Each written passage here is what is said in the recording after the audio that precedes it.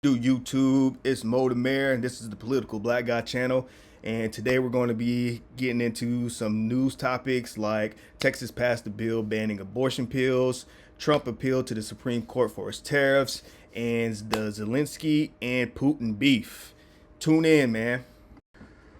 Russia issues warning as European leaders meet with Zelensky in Paris. So Moscow says it would not accept any foreign troops inside of Ukraine. I guess Moscow feels that since European leaders are meeting with Zelensky, they're planning some type of military invasion.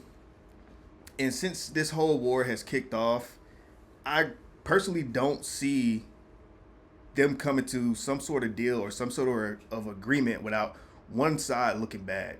Because Putin will look soft to his hardliners in the Kremlin, and they will begin to question his leadership because they feel like we backed you into getting into this war. You're gonna come out of here with nothing, and Zelensky's gonna look bad to his population because they're gonna be like so much bloodshed and so much loss has happened, and you decided to make this deal with Putin. And basically, what the deal would have to be is Crimea.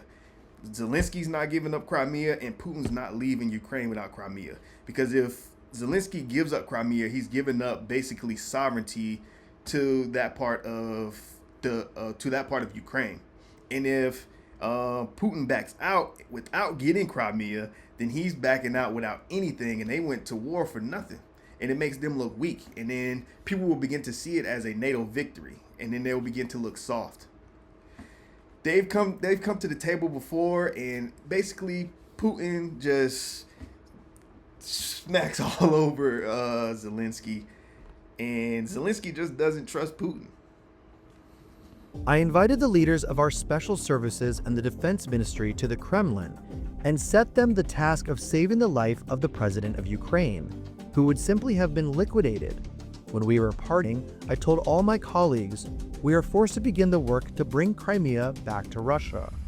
It was at this moment that Russia decided to make its move. Colloquially called Little Green Men, seized the autonomous Republic of Crimea and Sevastopol. No blood was shed during the quick operation. Crimea's prime minister was replaced by Sergei Aksyonov, a Russian politician, and on March 18th, the peninsula was formally annexed by Russia, following a referendum called by Putin, which sparked international outrage.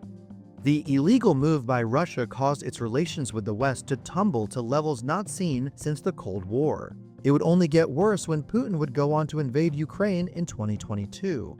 In Russia, however, the annexation led to high approval ratings for Putin and a surge of patriotism from citizens who believed that Crimea was at its heart Russian. Since the full-scale invasion of Ukraine, Crimea has been used by Russia as the launch point of missile and drone attacks, and its strategic position in the Black Sea has also been utilized by Russia to block off Ukraine's ports and cause a significant blow to the country's economy.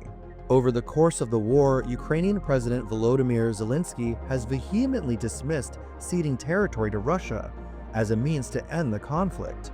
Whereas before the war, he relied on diplomacy to try to regain Crimea for Ukraine, he has since employed drone strikes on strategically important targets in the region, including the bridge connecting Crimea and Russia, which Ukraine has attacked 3 times during the conflict.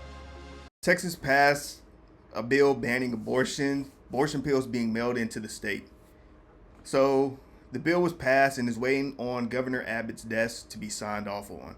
Back in 2022, Texas passed trigger laws. Trigger laws basically meant that after 6 weeks, you were unable to get an abortion unless the pregnancy caused bodily harm or some sort of death or injury.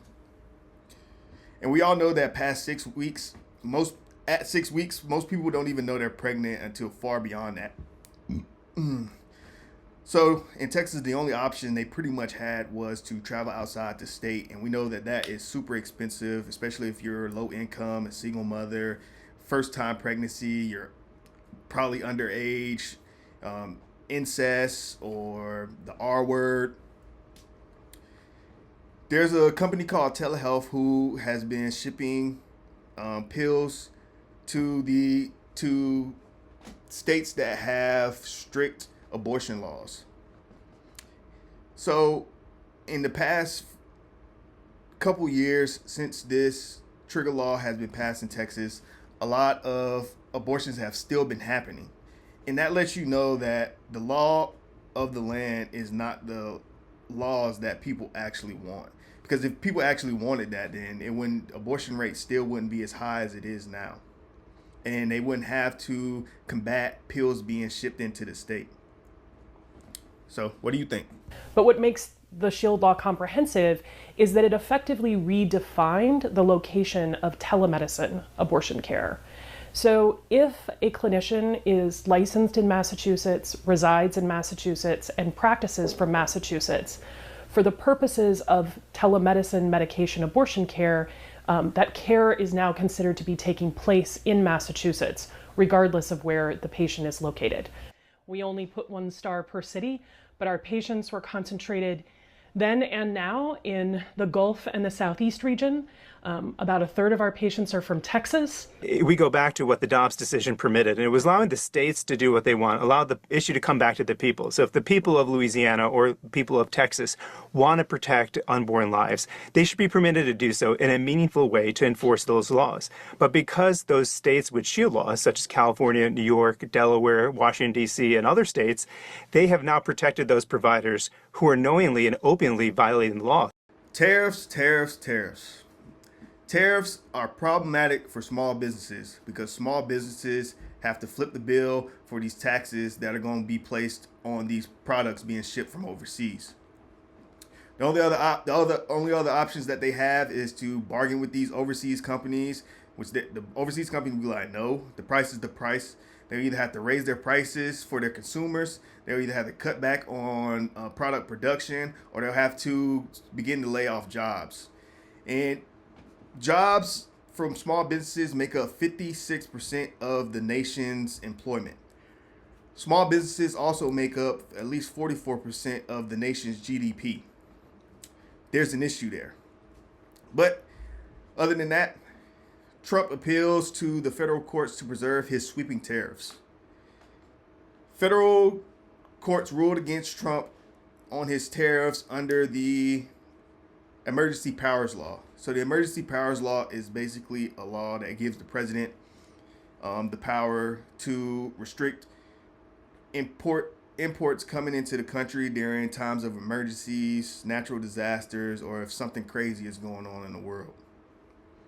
And only people affected by these tariffs are going to be the consumer and small businesses. So while the appeal process is going through, Trump's tariffs will remain intact until October 14th at least.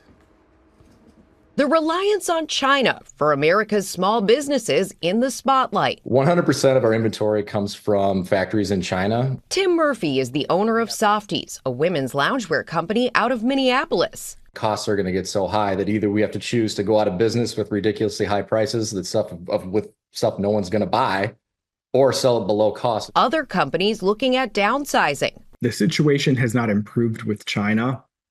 Things are going to be bad. There will be layoffs.